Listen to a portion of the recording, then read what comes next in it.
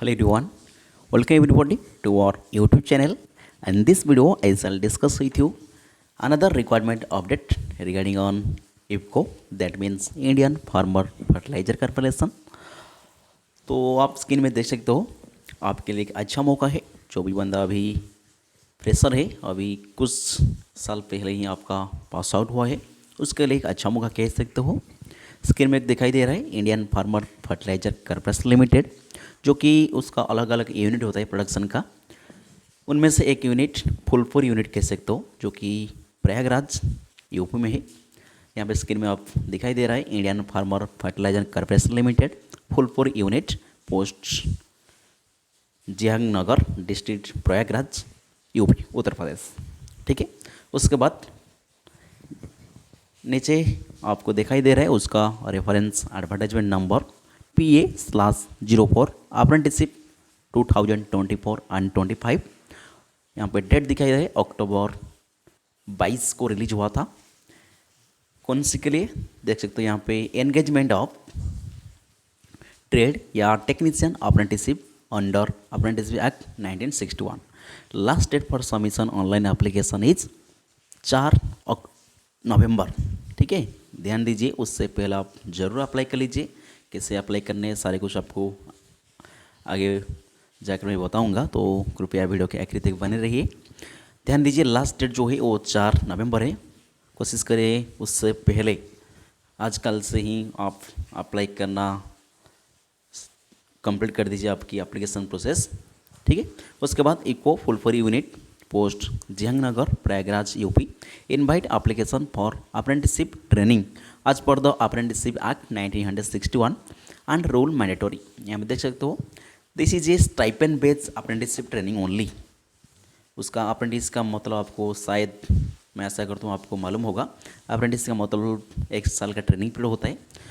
Eco के पहले भी अप्रेंटिसशिप ट्रेनिंग आ चुका है, लेकिन इको का अप्रेंटिसशिप काफ़ी अच्छा माना जाता है, क्योंकि वो स्टाइपेंड अच्छा रहता है, फैसिलिटी अच्छा रहता है। आगे जाकर आपको काफ़ी फायदेमंद देखने को जरूर मिलेगा।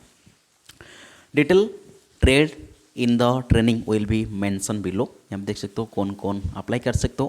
पहले टेक्निकल अप्रेंटिसशिप के लिए अपने chemical, mechanical, electrical, instrumentation control, electronic, civil, इसमें आप जो किसी भी इनमें से किसी भी ट्रेड में आपने डिप्लोमा कर रखा हो, diploma in relevant trade with a minimum 60% mark in aggregate, candidate who have recommended their diploma after 1/6/2020। उसका मतलब आपने जो डिप्लोमा किया होगा उसका जो पास आउट आपके पास जो सर्टिफिकेट वगैरह रेडी हो गई थी, उसका डेट 2020 से बाद होना चाहिए। उससे पहले होगा तो आप अप्लाई नहीं कर सकते हो। ठीक है, तो ध्यान दीजिए, यहाँ पे डिप्लोमा का सारे के सारे ट्रेड कह सकते हो, chemical, mechanical, electrical, instrumentation, civil and electronic 2020 के बाद आपने पास आउट हुई हो तो आप अप्लाई कर सकते हो। ठीक है, चलिए आगे बढ़ते हैं। उसके बाद टेक्निकल अप्रेंटिसशिप, जो कि अटेंडेंट ऑपरेटर और लैब कंट्रोल के लिए होता है। उसके लिए आपको full time BSc with physics, chemistry, mathematics या बायोलॉजी सॉरी, उसका मतलब आपने BSc PCM या CBZ भी यहाँ पर एलिजिबल हो। अपने CBZ में BS PCM PCB में किया हो तो आप एलिजिबल हो। आपकी भी पास आउट का जो डेट रहने वाली है वो आपका 2020 के बाद ही रहने वाली है। 2020, 21, 22, 2023, 26 हो तो अच्छा रहेगा। ठीक है, BSc वालों के लिए भी वैकेंसी यहाँ पर है। उसके बाद ट्रेड अप्रेंटिसशिप, जो कि ITI कैंडिडेट वालों के लिए होता है। Electrical, electrician, fitter, electronic, mechanics, draughtsman, COPA, आपने उनमें से कोई भी ट्रेड में आप ITI कर रखे हो, ITI। ठीक है, इसके लिए कोई पास आउट ईयर का मेंशन नहीं, तो आप कभी भी पास आउट हो आप अप्लाई कर सकते हो। ठीक है, उसके लिए एजुकेशन क्वालिफिकेशन क्या होना चाहिए ट्रेड अप्रेंटिसशिप के लिए? High school with math and science with ITI on respective trade.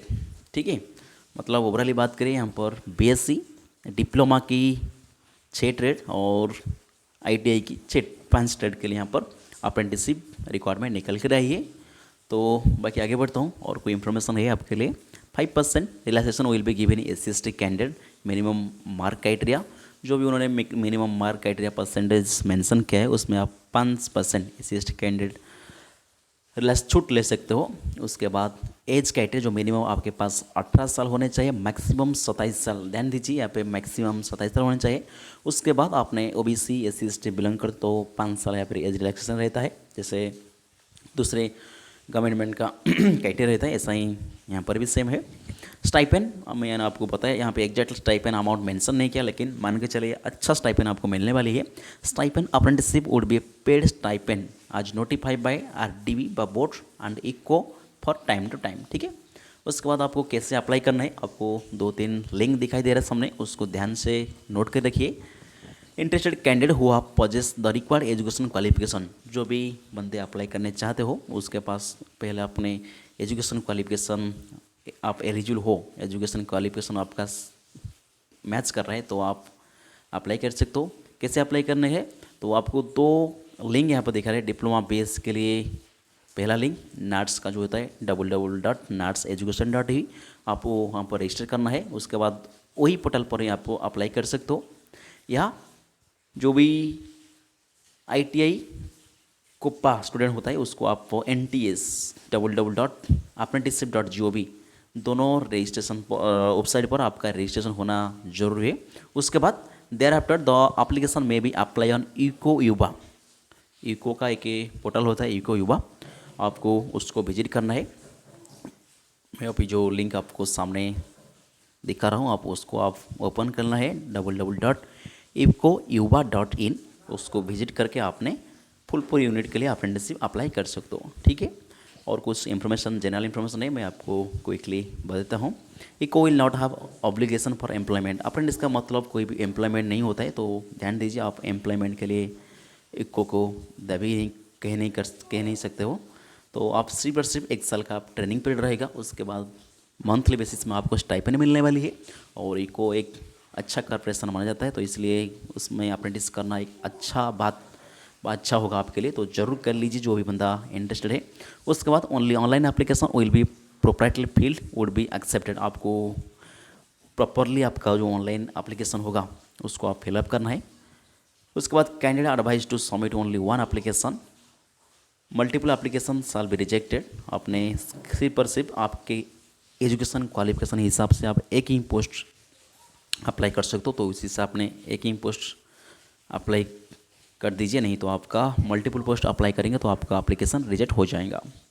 उसके बाद candidate seeking relaxation under SC/ST OBD category are required to bring SC/ST OBD certificate issue by company authority, मैं आपको अभी बताया। जो भी बंदे SC/ST OBD से एज रिलैक्सेशन लेने चाहते हो तो आपने प्रॉपर फॉर्मेट में आपके पास सर्टिफिकेट होना चाहिए SC/ST OBD का, तभी जाकर आप एज रिलैक्सेशन ले सकते हो, नहीं तो आप ले नहीं सकते हो। उसके बाद एंगेजमेंट ऑफ BSc PCM या PCB डिप्लोमा या ITI online examination followed by personal interview and medical, आपका जो सिलेक्शन प्रोसीजर कह सकते हैं यहाँ पे सिलेक्शन प्रोसीजर कैसे क्या रहने वाली है। पहला आपको एक ऑनलाइन CBT ऑनलाइन टेस्ट रहने वाली है, उसके बाद फॉलोड बाय आपका एक पर्सनल इंटरव्यू रहेगा, उसके बाद आखिर में आपका मेडिकल फिटनेस चेक करा जाएगा, ठीक है। उसके बाद आपका ट्रेनिंग पीरियड शुरू हो जाएगा। Selection candidate will be required to enter into a contract of apprenticeship with इको for required under the apprenticeship act 1961, जो कि एक कॉन्ट्रैक्ट पीरियड होता है इको का, हर एक अप्रेंटिस का एक कॉन्ट्रैक्ट पीरियड होता है, उस हिसाब से इको ने भी यहाँ पर लिख दिया है।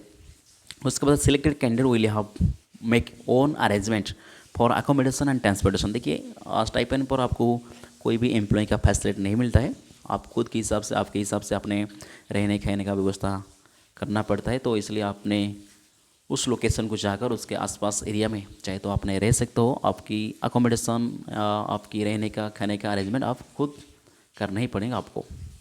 Candidate should possess certificate in from recognised in college institute, ठीक है। यहाँ पे और एक पॉइंट लिखा है, आपके पास जो भी एजुकेशन क्वालिफिकेशन वगैरह है सारी की सारी एजुकेशन क्वालिफिकेशन कॉलेज या इंस्टीट्यूट से पास आउट होना जरूरी है। उसके बाद candidate who have undergoing apprenticeship training और apprenticeship act 1961 that shall be not eligible, यहाँ पे कुछ मेंशन है, ठीक है। ओवरऑल आप फ्रेशर हो, आप कहीं भी से पहले अप्रेंटिसशिप नहीं कर रहे हो, अब अभी भी कोई आपने ट्रेनिंग नहीं लिया हो, अभी तक आपने कोई वार एक्सपीरियंस नहीं है आपके पास, तो अपने अप्रेंटिस के लिए अप्लाई कर सकते हो, ठीक है। क्योंकि अप्रेंटिसशिप मतलब है कि ट्रेनिंग पीरियड होता है, जो कि 1 साल का ट्रेनिंग पीरियड रहेगा। उसी दौरान अपने जो भी ऑर्गेनाइजेशन या संस्थान के अंडर अपने अप्रेंटिसशिप करोगी, तो अब उन्होंने आपको कुछ स्टाइपेंड मंथली आपकी खर्चे बाबद के कुछ स्टाइपेंड उन्होंने प्रोवाइड करेंगे, तो उसको हम अप्रेंटिस कहते हैं। और अप्रेंटिस ख़त्म होने के बाद आपको एक एक्सपीरियंस सर्टिफिकेट, 1 साल का एक्सपीरियंस सर्टिफिकेट भी कंपनी या ऑर्गेनाइजेशन तरफ से मिलते हैं। उसको आप आगे जाकर काफ़ी हेल्प ले सकते हो, यूज कर सकते हो। तो इसी हिसाब से मेरे हिसाब से जो भी बंदा अभी फ्रेशर है और स्पेशली डिप्लोमा ITI का जो भी स्टूडेंट अभी पहले कभी अप्रेंटिसशिप नहीं किया हो, तो आप ज़रूर अप्लाई कर लीजिए, आपकी अच्छा मौका है।